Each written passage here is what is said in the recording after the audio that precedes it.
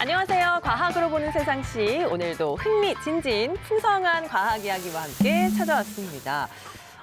우리 김 과장님 항상 네. 뭐 엉뚱하고 조금 그렇지만 네. 오늘은 진짜 모르겠어요. 무슨 얘기하려고 이래요 또? 요즘 뉴스도 안 보시나 보나. 아니 뉴스 진행하시는 분 뉴스를 모르시면 어떡합니까? 그 요즘에 우리나라에서 이 공룡 화석이 대규모로 좀 발굴이 되고 있잖아요. 맞아요. 최근에 전남 신안군 아페도 해변에서 이 거대 육식공룡알과 초식공룡알이 불과 120m 거리를 두고 발견이 됐는데 그렇지. 이렇게 발견된 게 국내 최초라고 해요. 그렇지. 그래서 들었을 때 엄청 놀라웠는데 전 과장님이 더 놀라운 것 같습니다. 아하, 뭐 제가 또 누굽니까? 과학을 가장 좋아하는 남자, 과장남으로서 이 공룡 화석을 발굴해서 연구하는 일, 우리를 위해서 또 우리 후손들을 위해서 굉장히 중요한 일이라는 걸 잘 알고 있기 때문입니다.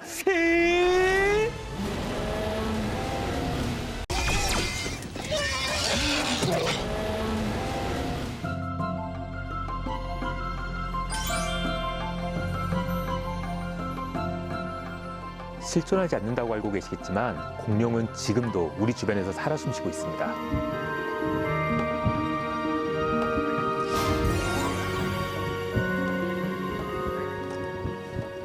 공룡 연구는 인류 생존의 핵심이 될 수 있습니다.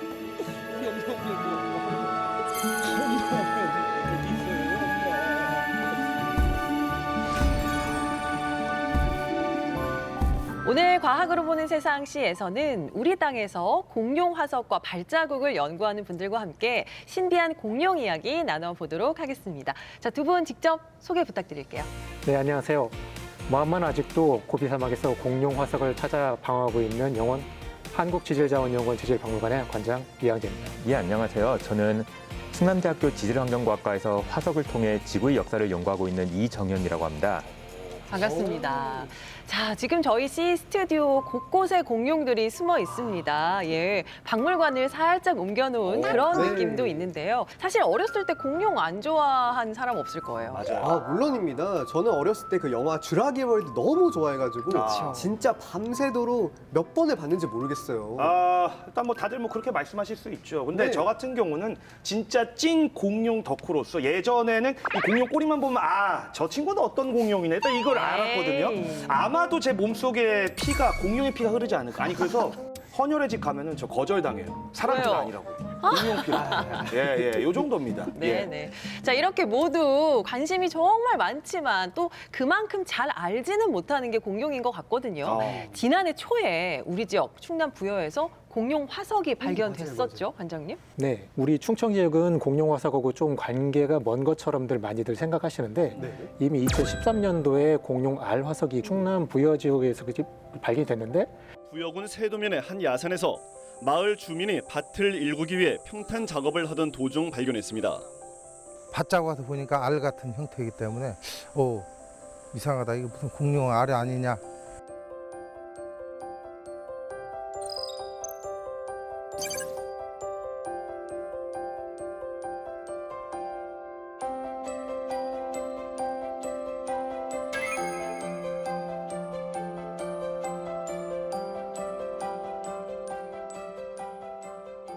과거에도 공룡알 화석을 한번 발견한 그 경험이 있어서 궁금하여 내려와서 살펴보니 크기는 큰 것이 길이가 한 17cm에 폭이 한 10cm 그 정도 되는 약간 길쭉한 타원체형의 럭비공처럼 생긴 거죠. 네. 그런 알들이 한 7개 정도 드러나 있는 게 보였고요. 아마 전체가 다 있었으면 한 15개 이상은 되지 않았을까 싶더라고요. 그때 그 기분이 어떠셨어요? 일단은 무엇을 하던 간에 가장 처음에 발견했을 때가 가장 기분이 좋거든요. 저도 그것이 공룡알로 확인됐을 때가 가장 기쁜 순간이었습니다. 우리나라에도 진짜 예전에 그 옛날에 공룡이 살았을까 하는 의문이 있지만 한국에도 공룡이 살았다는 게 밝혀지고 있는 거잖아요. 이제 화석 같은 게 발견이 되면서. 현재 지구를 보면 전 지구 어디에나 포유류들도 살고 있고 새들도 살고 있고 하잖아요. 당연히 한국에도 백악기에 공룡이 많이 살았었죠. 사실 한국은 백악기 공원이라고 부를 정도로 공룡이 많이 살았던 곳입니다. 당시 한반도는 되게 건조한 곳이었는데 여기 한반도 동남쪽에 지금의 경상도 쪽에 엄청나게 큰 호수가 있었어요. 그리고 그 호수로 흘러들어가는 강들이 있었고요. 물론 거기 말고도 조그만 호수나 강들은 여기저기 분포했었고 그러면 여러분들이 공룡이라고 생각하면 예. 아, 내가 목이 마른데 어디로 물을 마시러 가지? 당연히 강이나 호수로 갔겠죠. 네네. 거기다 물이 있으니까 아, 여기 살기 좋다 하고 둥지를 만들고 그 둥지가 만약에 여기서 홍수가 났다고 하면 공룡들은 잘 도망가요. 그렇잖아요. 근데 알들은 도망 못 갑니다. 그렇죠. 아, 그치. 발자국도 도망을 못 가니까 개들은 화석으로 그 자리에 잘 남게 됩니다. 이렇게 해서 화석이 된 것들이 위에 퇴적물이 쌓이게 되고 땅속에 묻히게 되면 단단하게 굳고 암석이 되고 그것들이 긴 시간이 지나서 융기하고 지표로 노출이 되고 풍화 침식을 거치게 되면 이제 그게 우리 눈앞에 드러나게 되는 거죠.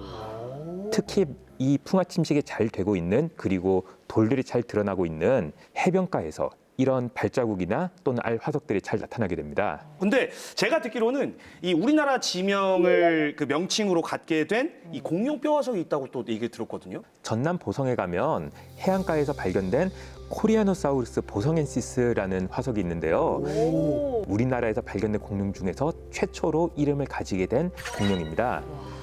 얘들이 크기가 한 2m 정도 되는 조그만 공룡이었는데 조반목이라고 해요. 얘들이 두 발로 걸어 다니는 초식 공룡이었을 겁니다. 특히 이제 우리나라 이름이 붙어 있는 공룡 화석이 두 가지가 있었거든요. 하나 그 경기도 화성에서 발견된 적이 있었는데 코리아 케라톱스라고 하는 공룡입니다. 코리아 케라톱스. 네, 앞에 코리아가 붙어서 한국의 이름이죠. 당시 이제 바닷가 요트 선착장이었었는데 자원봉사로 청소하시던 분이 어떤 이상한 그 물고기 뼈 같은 게 돌 표면에 붙어 있다고 연락을 주셨다는 겁니다. 그래서 물고기 뼈가 왜 바위 표면에 붙어 있나 한번 현장 조사를 갔는데 그게 공룡의 뼈였던 겁니다. 그것도 선명하게 마치 생선 뼈처럼 보였던 것은 공룡의 꼬리뼈가 가운데 척추하고 척추 주변에 나 있는 뼈들이 마치 생선뼈처럼 그렇게 붙어 있었던 거죠. 네. 그게 온전하게 나온 부분이 그 허리부터 시작해서 꼬리 끝까지가 다 나왔었어요. 그게 바로 얼마 전에 천연기념물로 지정이 됐습니다. 천연기념물. 네. 네. 공룡 뼈로서는 최초로 지정이 된 것이죠. 네. 최초의 공룡 뼈 화석. 근데 우리나라 지명 이름이 달리 우리나라의 뼈 화석. 고유의 공룡 화석으로 지정된 겁니다. 사실 뭐 아까 아이들 얘기했지만 어른들도 공룡에 대한 관심은 뭐 많죠. 아, 그러니까요. 근데 나 지금 갑자기 좀 몸이 안 좋은 것 같은데. 왜 그래요 또? 왜 그러세요? 근데 아프세요? 이제 아까도 말씀드렸잖아요. 제 몸 안에 이거 확실해. 지금 공룡 피가 흐르고 있어요. 아니 두 분이 자꾸 제 친구들이랑 제 가족들 얘기하니까 이 안에서 막 지금 공룡 피가 막 지금 막 샘솟고 있거든요.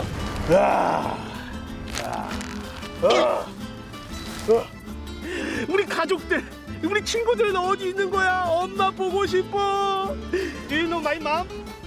No, I'm so sad. 뭐 예전에 우리 공룡하면 몇백 년은 거뜬히 살 것 같고 맞아요, 또 맞아요. 상상 속에나 있을 것 같은 그런 존재잖아요. 네. 어릴 때 책에서 봤는데 티라노사우루스 수명이 200살이었다라고 제가 기억을 하고 있는데 실제로 공룡의 수명이 어느 정도 된다고 하나요? 지금 학자들이 연구한 바에 의하면은 잘해야 한 30년, 한 28년 정도 빠르게 성장하고 젊은 시절에 굉장히 빨리 성장하고 나이 들어서는 급격하게 성장이 둔화된 다음에 빨리 수명을 마치는 그런 공룡이 있다고 보고 있어요. 나무도 보게 되면 나이테가 있지 않습니까? 동물의 뼈도 마찬가지로 계절을 겪게 되면 그 성장이 정체가 되는 겨울철 같은 때는 조금 더 두껍고 치밀한 뼈가 만들어지게 되거든요. 그게 한 층을 만들게 됩니다. 그래서 그걸 하나하나 세면은 이게 몇 살이라는 걸 알 수 있거든요. 그래서 그것들 연구한 바에 의하면은 거대한 몸집을 가지고 있는 용광공룡들이 있거든요. 네.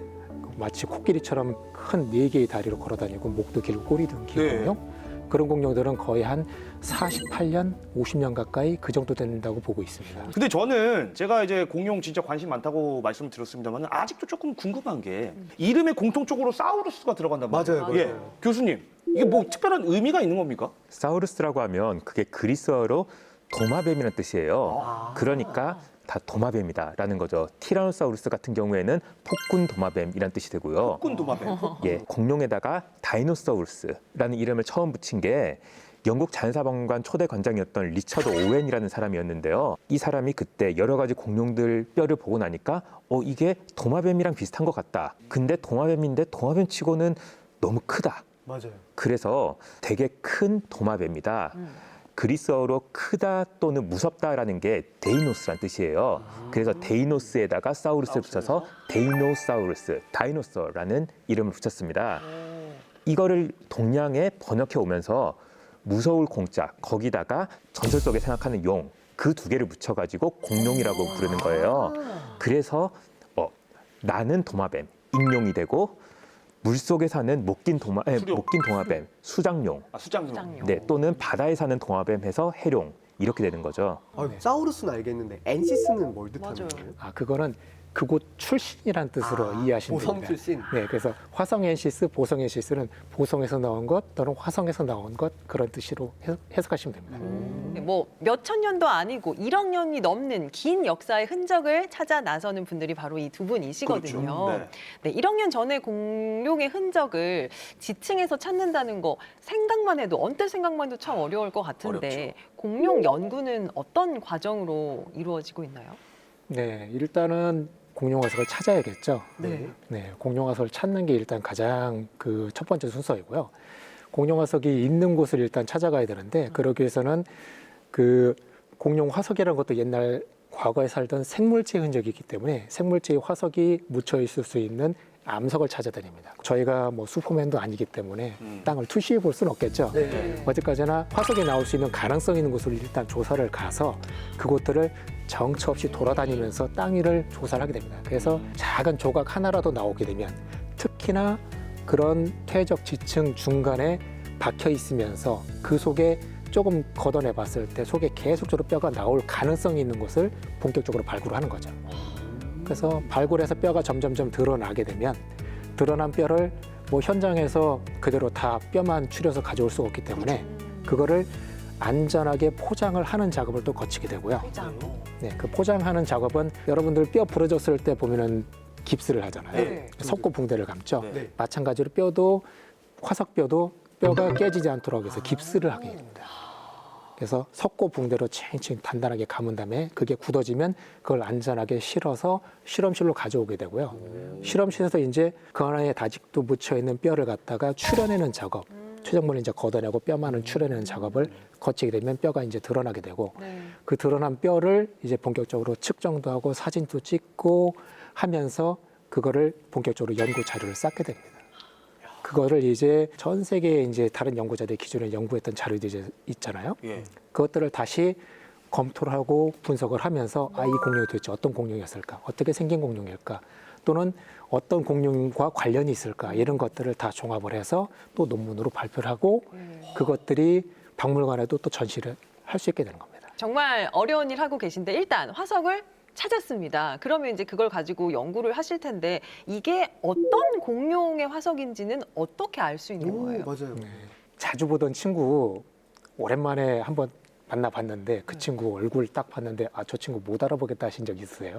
당연히 알아보죠. 그렇죠. 딱 웬만하면 보면 알아보죠. 알죠. 얼굴에 근데 튜닝을 했으면 모르죠. 예. 일단 자주 보는 친구라고 한다면 내가 저 친구 어떻게 생겼다는 지 알고 있으니까 당연히 알아보겠죠. 네. 마찬가지로 저희들도 각각 어떤 뼈가 어떻게 생겼는지를 알고 있거든요. 뼈만 보고도 아시는 거예요? 물론 100% 할 수는 없어요. 모르는 뼈들 같은 경우에는 저도 여러 가지 자료를 찾아보고 아니면 다른 그 특별한 화석을 연구하시는 분이 있다고 하면 그분에게 또 자문도 구하기도 합니다. 저희들도. 예. 제가 그러면 뼈 하나를 한번 예를 들어 볼게요. 가지고 오셨어요. 뼈를. 그게 와. 여러분들 이 뼈가 예. 어떤 뼈 같아 보이세요? 그냥 돌멩이인 줄 알았어요. 이게 뼈예요? 이게 원래 뼈는 약간 하얀 빛깔의 노르시반 빛깔로 돼 있습니다. 그냥 아무것도 모른다면 그냥 이걸 그냥 자갈로 보실 수도 있을 거예요. 지난주 갑천에서 그 물수제비 뜰 때 하던 던진 그 돌이랑 비슷한 것 같은데? 근데 이게 타라보사우루스의 그 발목 관절 위쪽을 덮고 있는 뼈 중에 하나입니다. 그래서 요 위에는 기다란 종아리 뼈가 위로 올라가 있어요.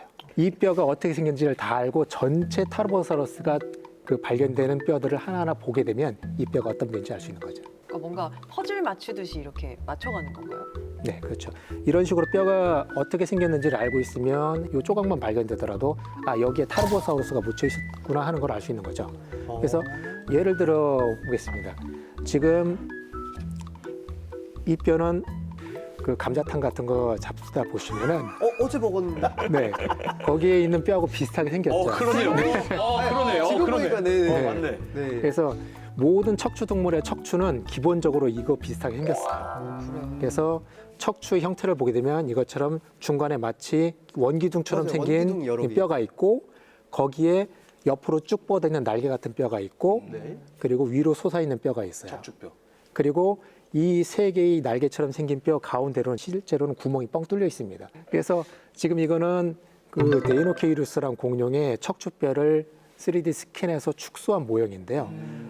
요것은 바로 꼬리뼈인데 이 꼬리뼈의 바로 앞에 있는 뼈가 이 뼈예요. 그래서 원래는 이렇게 이어집니다. 저기 붙여놓으니까 알겠네.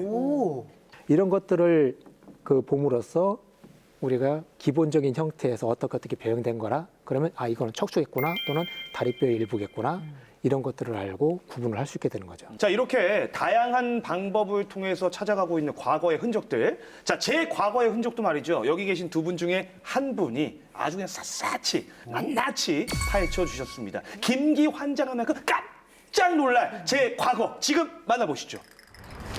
날카로운 이빨과 발톱, 지축을 울리는 발걸음. 21세기에도 공룡이 있다면 믿으시겠습니까? 여긴 어디? 난 누구야? 둘리가 한강변에서 태어났다면 나 기둘리는 1억 년이 지난 갑천에서 태어났다. 근데 우리 가족들, 우리 친구들은 어디 있는 거야? 엄마 보고 싶어. Do you know my mom? No. How about you? I'm so sad. 오늘은 사라진 엄마 공룡을 찾아 떠납니다. 어우 깜짝이야. 엄마! 귀여운 공룡이시네요. 여기 어떻게 오셨어요? 아니 여기 오면은 잃어버린 엄마를 찾을 수 있다고 해서 왔거든요. 엄마 보고 싶어. 네, 들어가서 찾아보면 될 것 같은데 근데 이렇게는 못 들어가실 것 같아요. 그러면은 제가 인간으로 좀 변신 좀 할게요. 이야. 기둘리 변신. 가족같이 변하셨네요. 근데 먹고 살기 좀 힘드시겠어요. 나이 30대 중반에 지금 이러고 있어요. 자, 어쨌든 제가 딱 이렇게 감쪽같이 인간으로 변신했습니다. 근데 엄마 보고 싶어요. 빨리 찾으러 들어가면 안 될까요? 네, 그러면 우리 얼른 찾으러 들어가 볼까요? 엄마. 이제는 지구상에 존재하지 않는 수많은 고생물로 가득한 이곳에서 과연 엄마 공룡의 흔적을 찾을 수 있을까요? 삼촌! 메모드 삼촌. 아니 근데 나 지금 엄마 찾으러 왔다니까 왜 삼촌 보여주냐고. 엄마 어디 있어? 엄마. 김 과장님은 제가 일단 보니까 초식 공룡이신 것 같아요. 제가 초식 공룡인 거 그거 어떻게 알아요? 한번 해보시겠어요? 김 과장님의 이빨은 보면 어금니처럼 이렇게 뭉툭한 이빨들이 많고 뾰족하게 송곳니가 별로 없어서 아마 초식 공룡이신 것 같아요. 그나저나 우리 엄마 어딨냐고요. 초식 공룡 우리 엄마. 초식 공룡은 저쪽에 있으니까 우리 저쪽으로 가보면 될 것 같아요. 그래? 엄마 저기 있어요? 네. 가자. 엄마. 엄마. 잠깐. 우리 이모예요, 이모.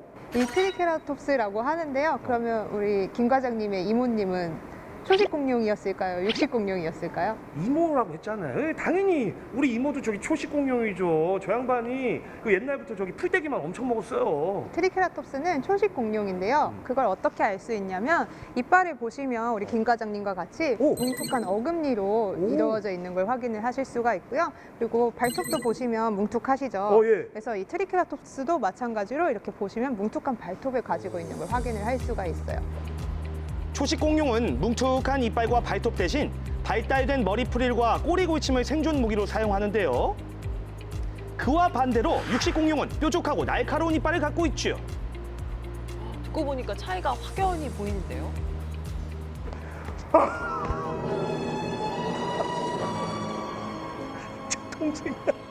제 동생 곰돌이 왜 여기서 이러고 있는 거예요?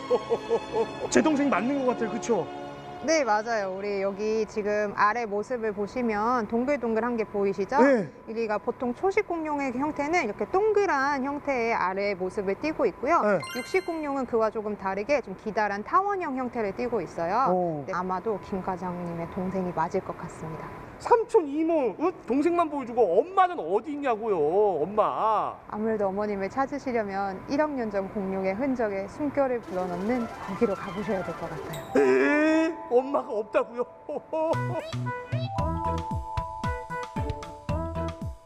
엄마.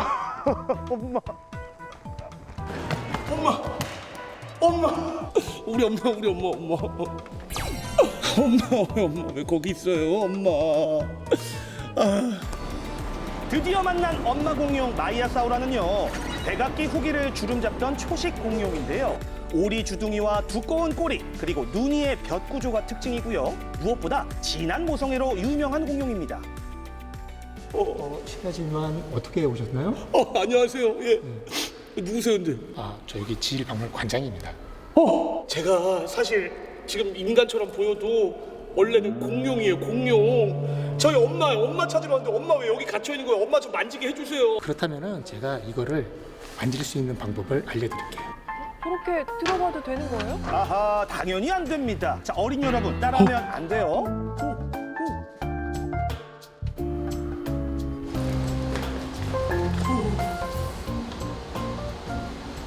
관장님, 저 이제 엄마 이제 만져봐도 되는 건가요? 잠깐만요.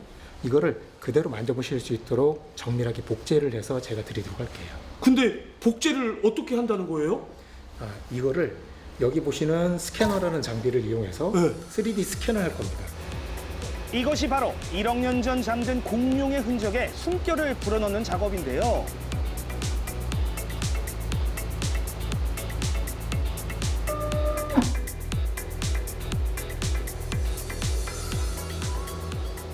그럼 지금 저희 엄마의 이 머리를 스캔하고 있는 겁니까? 네, 전체적인 외형이 어떻게 생겼는지 디지털 데이터로 입력을 시키는 거죠. 파이팅 관장님! 멋지다 관장님! 우! 이전에 화성 연구는 사람의 눈으로 직접 관찰해서 도면을 찍어 진행했기 때문에 왜곡이 있을 수밖에 없었는데요. 이 과학기술의 발달 덕에 화석의 디지털 복제가 가능해지면서 보다 정밀하고 정확한 연구가 가능해졌습니다. 드디어 스캔 작업이 끝났습니다. 끝났어요! 우와! 지금 이게 딱 저렇게 나오는 거예요? 원래 형태를 그대로 본을 뜨는 것이기 때문에 원래 형태를 그대로 재현할 수도 있고요. 직접 화석에 손을 대지 않더라도 이렇게 컴퓨터를 이용해서 화석의 형태를 연구할 때 아주 중요한 자료를 쓸 수 있죠. 지금은 이 머리만 이렇게 하신 거잖아요. 혹시 막 엄마 우리 몸통 이거는 어떻게 이걸로 안 되는 거예요? 아무래도 덩치가 큰 화석들은 이걸로 직접 하기는 어렵습니다. 아니 그럼 어떡합니까? 그거를 대비해서 우리가 휴대용 스캐너가 또 있거든요. 보존이 생명인 화석. 크기, 모양, 색 걱정 없이 핸디 스캐너를 이용할 수 있는데요. 이렇게 복원 복제한 화석은 고고학적 구조를 세밀하게 재구성하고 연구와 개발 작업에 효율적으로 사용할 수 있습니다.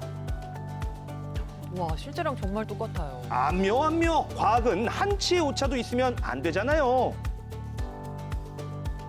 결과적으로는 지금 사진만 나온 거잖아요. 우리 엄마 만지게 해준다면서요. 지금은 이렇게 그림으로밖에 볼 수 없지만 이거를 이제 데이터 처리 작업을 거치게 되면 이거를 여러분이 만질 수 있도록 실물을 만들 수 있어요. 아니 어떡해요?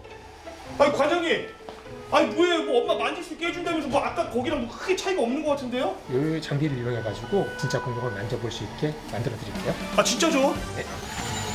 필라멘트에 열과 압력을 가해서 3D 프린터로 원료를 뽑아내는데요. 자, 이제 정말 모자 상봉하는 건가요? 네, 1억 년을 기다려온 이 순간 딱 하나 문제가 있다면?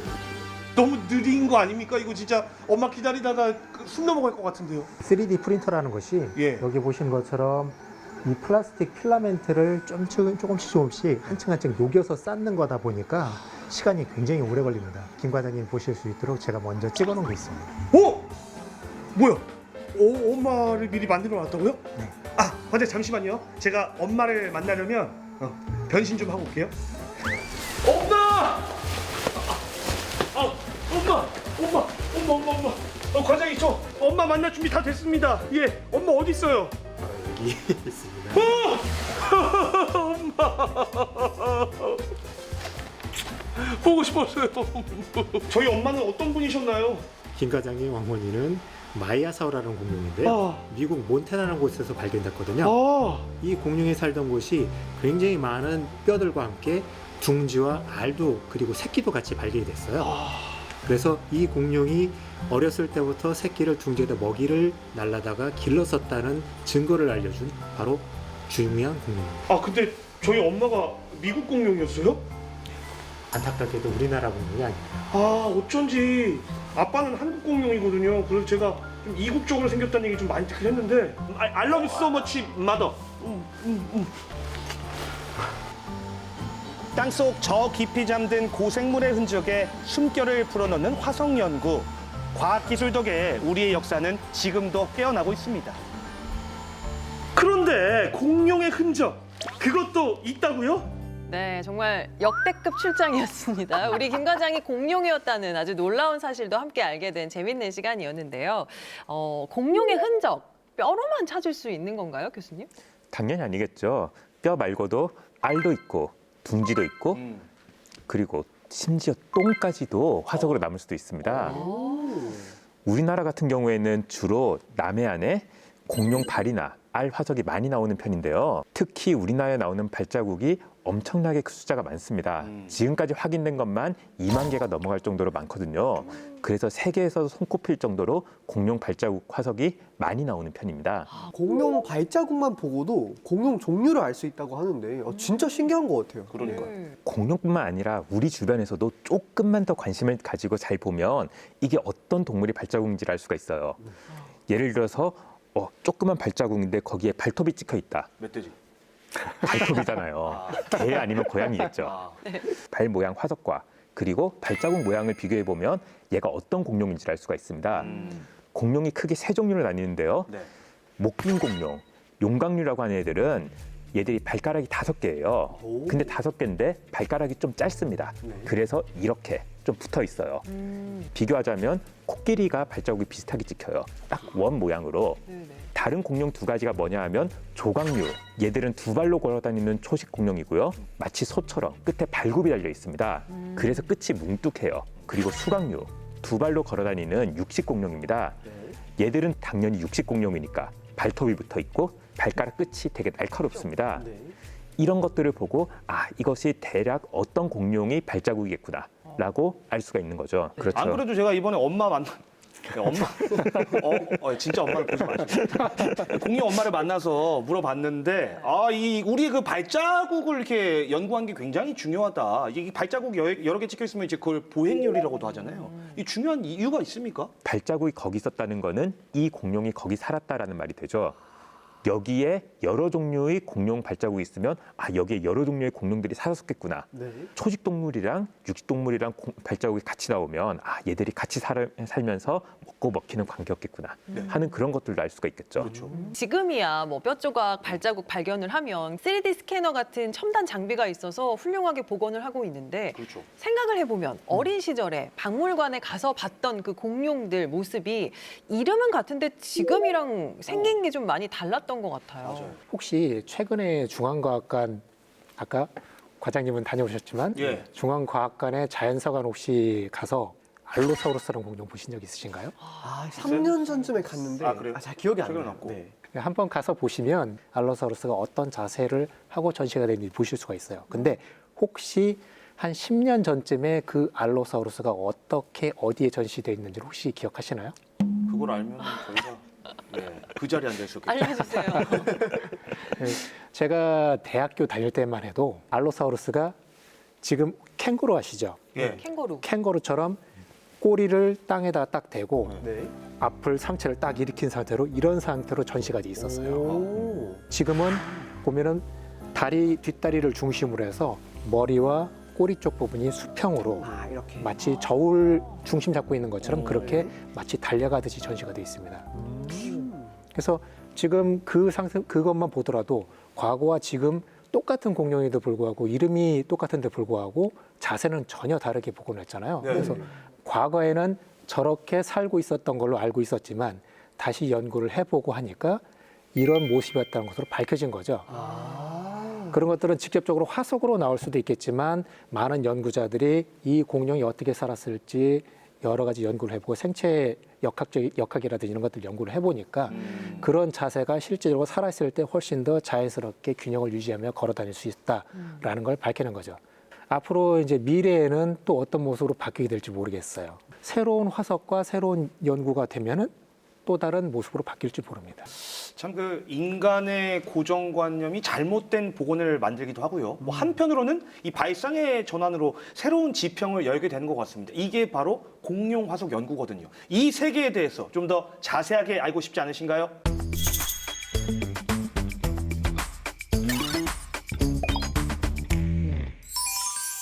공룡 화석 연구에서 보이고 있는 디지털 복제에 대해서 어떤 변화가 일고 있는지 한번 소개하도록 하겠습니다.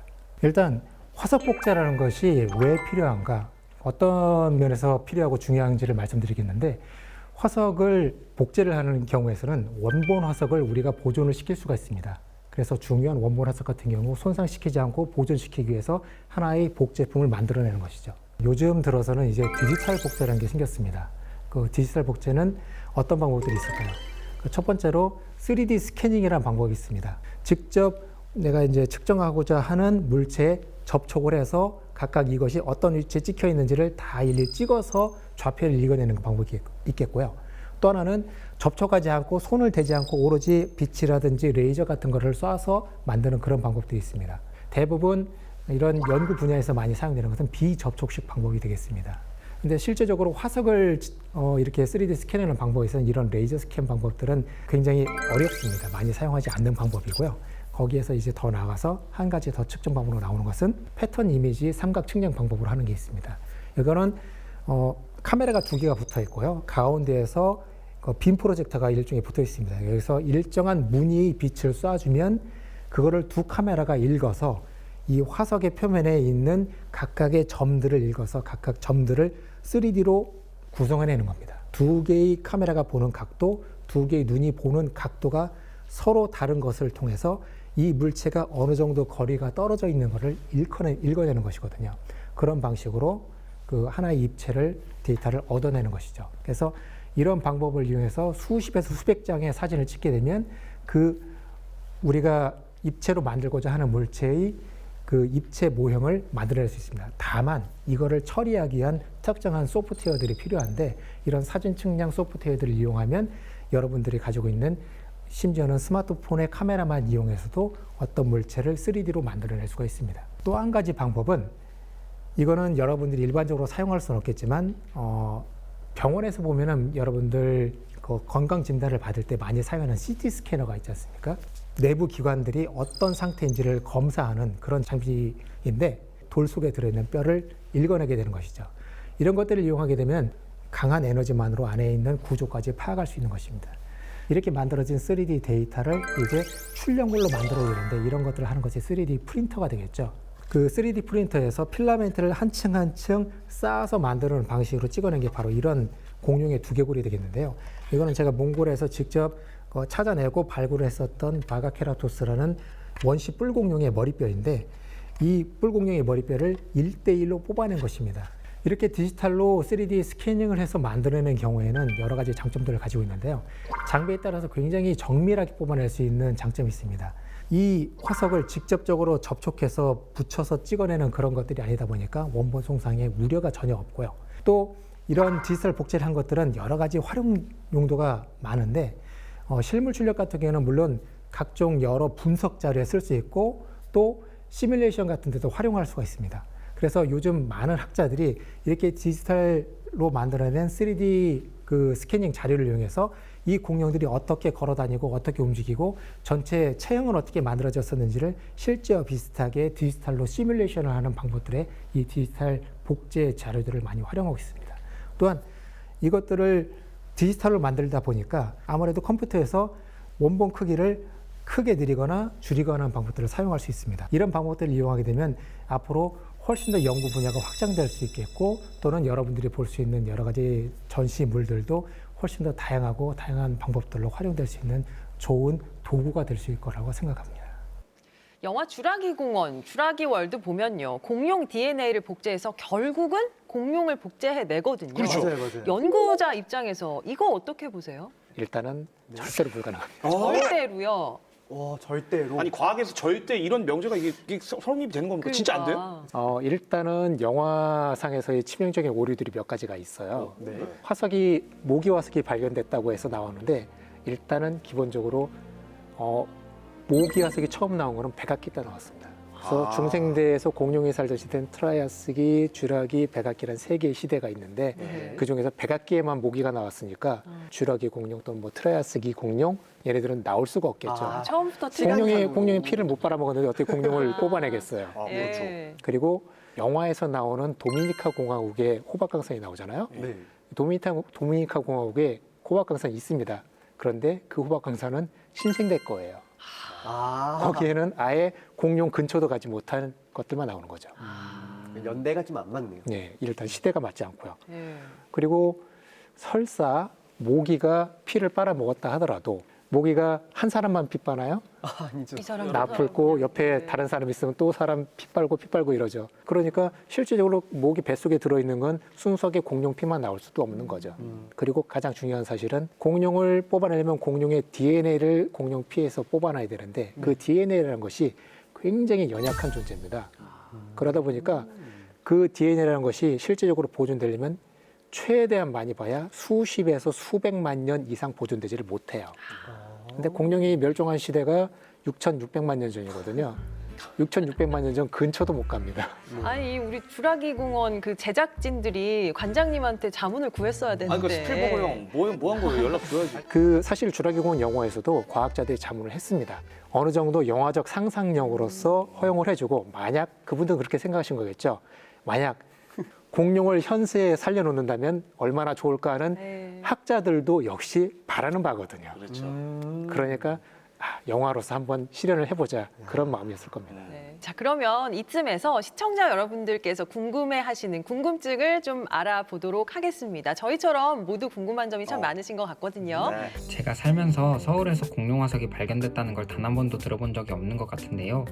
도심은 먼 옛날에도 공룡이 살지 않았나요? 안녕하세요. 세종시에 사는 양주원입니다. 엄마가 그러는데 저는 엄마 뱃속에서 10개월을 자랐다고 해요. 혹시 아기 공룡은 알에서 태어나려면 얼마나 걸리나요? 시에서 알려주세요. 네, 자, 첫 번째 질문부터 한번 풀어보도록 하죠. 정말 서울에서 공룡 화석 나왔다는 얘기는 못 들어본 것 같아요. 맞아요. 서울에서는 공룡이 살 수가 없었을까요? 당연히 서울에서도 공룡이 살기는 살았었겠죠. 네. 하지만 지금 보존이 안 된 것뿐입니다.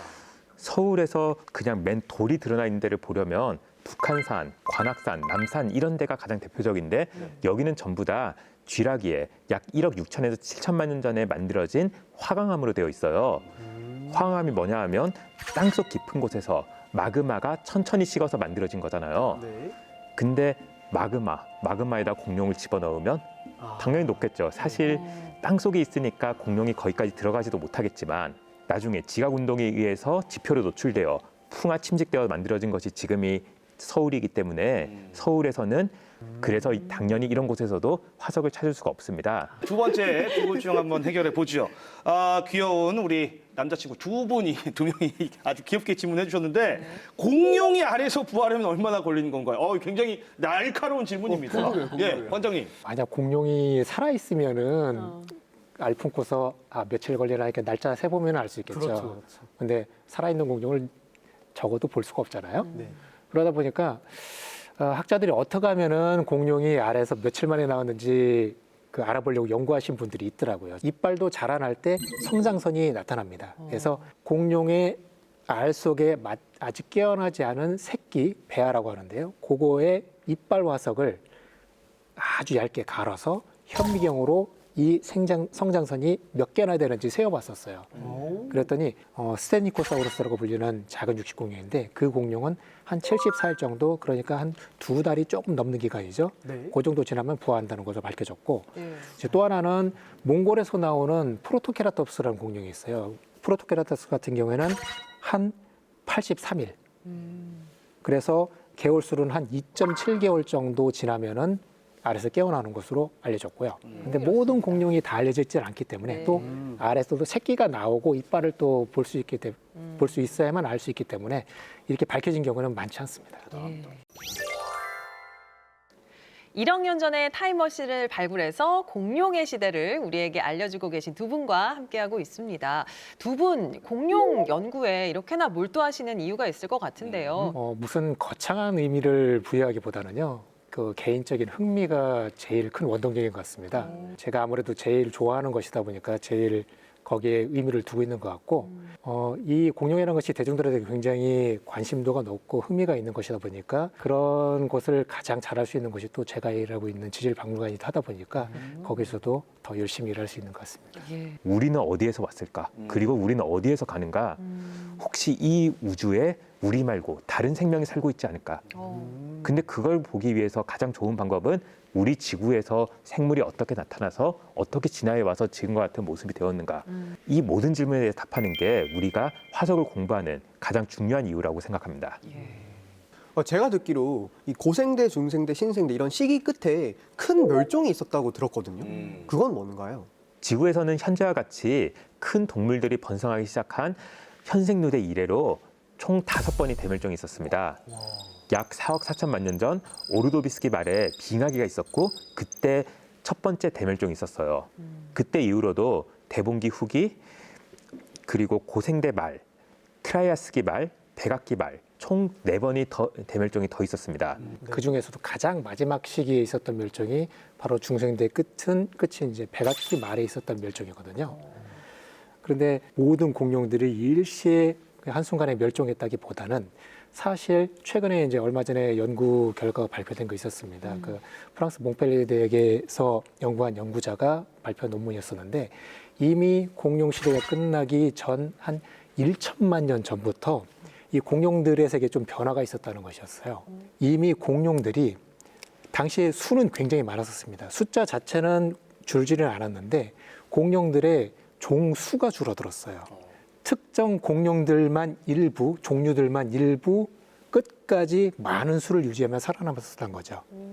그러다가 6,600만 년 전에 소행성이 충돌하는 큰 사건이 일어나게 되니까 특정 종들만 우세하게 살고 있으면 다양성이 떨어지게 되면 외부에서 어떤 충격이 가해졌을 때 쉽게 무너지게 됩니다. 좋지 않은 조짐을 보이고 있다가 어떤 방아쇠를 당긴 거라 생각하시면 됩니다. 그래서 마지막에 그런 파국을 맞아서 공룡들이 멸종을 하게 된 것이죠. 이제 뭐 더 이상 대멸종은 없겠죠? 그런데 혹시 여러분들 6번째 대멸종이라고 들어보셨어요? 그냥 던져본 듣고 싶어요. 얼마요? 어쩌면은 우리 세대에 올 수도 있고 아니면 우리 다음 세대에 올 수도 있습니다. 어떤 반응을 해야 될지 모르겠네요. 진짜예요? 한 1만 년 전만 하더라도 사람하고 가축수를 다 합쳐봐야 1%도 안 됐습니다. 그때 당시에는 0.1%밖에 차지를 못하고 있었는데 1만 년이 지난 지금 현재에 이르러서는 사람하고 동물 수를 다 합쳐서 지금 거의 97%를 차지하고 있어요. 그중에 사람 수는 한 32%, 그리고 가축의 수가 한 65%를 차지하고 있거든요. 아까 공룡들 같은 경우에서도 다양성이 막 떨어지게 되니까 외부에서 무슨 충격에 쉽게 무너졌잖아요. 지금 사람들을 한번 보세요. 이런 전염병 같은 것들이 굉장히 취약합니다.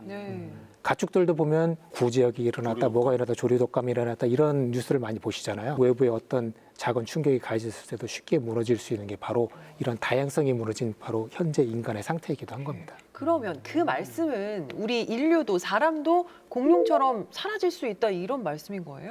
당연히 그럴 수도 있겠죠. 다만 차이점이라면 지금 우리 같은 경우에는 그 마지막 방아쇠를 당기는 게 다른 무언가, 인류 그 자신일 수도 있다는 게 가장 중요한 차이일 겁니다. 다들 미래에 가면 추워질 거다. 맞아요. 왜냐하면 과거에는 추웠고 따뜻했다, 추웠다, 따뜻했다, 추웠다를 계속 반복했기 때문에 미래에는 추워지고 전 지구가 다 얼음에 덮일 것이다. 그리고 그렇게 인류가 멸종할 것이다. 이렇게 그렸어요. 근데 지금 다들 빙하기를 생각하시진 않잖아요. 지구온난화, 지구가 계속 따뜻해지고 있다. 그만큼 인류가 지금 지구를 많이 바꿔놓고 있다는 뜻이고 인류도 거기에 영향을 받을 수밖에 없다라는 말이 됩니다. 그 지구를 위한다고 우리는 흔히 얘기를 하고 있지만 사실 어떻게 보면은 지구라는 것은 한 번도 지금까지 여러 가지 생물들의 파국을 맞았지만 지구 자체가 위험한 적은 없었습니다. 오직 지구를 빌려서 쓰고 있는 여러 세입자들만 위험에 처했을 뿐이죠. 어떻게 보면 이렇게 그 대멸종을 막아야 된다는 것은 바로 우리 인류가 죽지 않고 살아남으려면 이 지구에 대해서 뭔가를 해야 된다는 거죠. 그러니까 말씀드린 대로 지구를 조금 덜 쓰고 그리고 조금 더 다른 존재들과 다른 생물들과 공존하며 다양성을 높일 수 있는 세계가 된다면 아무래도 멸종의 시기를 조금 늦출 수 있을 겁니다. 뭐 위기감도 좀 들고요. 예. 한편으로는 공룡 화석을 대하는 마음가짐도 좀 달라지는 것 같은데요. 발전하는 과학기술을 통해서 앞으로도 더 의미 있는 연구 이어가시길 응원하겠습니다.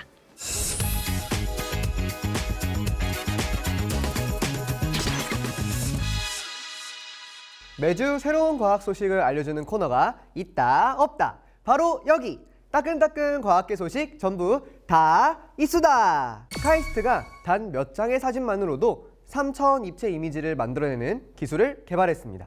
아니 왜? 사람의 실사를 3D로 만들려면 수많은 카메라가 설치된 3차원 영상 캡처 스튜디오가 필요한데요. 이 장비는 비싼 데다가 용량도 굉장히 크다는 단점이 있습니다. 그래서 우리 연구진이 단점을 대폭 보완, 가로 세로 4mm의 초소형 인공지능 반도체 칩을 통해 사진 몇 장으로 3차원 이미지를 학습하고 구현할 수 있는 효율적인 기술 개발에 성공했습니다. 이 칩은 기존의 장치보다 약 1000배나 빠른 것은 물론이고 용량도 180분의 1밖에 되지 않는데요. 사진 몇 장이면 인공지능이 알아서 이미지를 그려준다니 정말 놀랍지 않나요? 앞으로 3D 영화 제작은 물론 가상으로 공간을 복제하는 디지털 트윈에도 활용될 수 있겠네요. 한국표준과학연구원이 샤워 중에도 떨어지지 않는 실리콘 전자패치를 개발했습니다. 아니, 왜? 생체 신호를 측정해 심혈관 질환을 측정하는 전자패치. 그런데 기존의 전자패치는 땀과 유분에 쉽게 떨어지는 불편함이 있었는데요. 연구진은 물속에서도 미끄러지지 않는 물방개의 앞발을 모방해 접착제 없이도 피부에서 떨어지지 않는 전자패치 개발에 성공했습니다.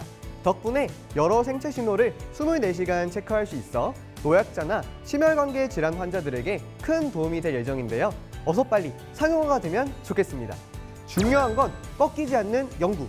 중꺾연을 실천하고 있는 우리 연구진들이 있어. 대한민국은 오늘도 한 발씩 나아가고 있네요. 지금까지 과학통신원 박대리가 전해드린 과학 이수다였습니다. 네, 과학으로 보는 세상시 오늘은 과거를 연구해서 미래를 밝히는 공룡 연구가 분들과 함께했는데요. 두 분 오늘 어떠셨습니까? 네, 오늘 여러분들과 공룡에 대해서 마음껏 얘기해 볼 수 있어가지고 참 즐거웠었습니다.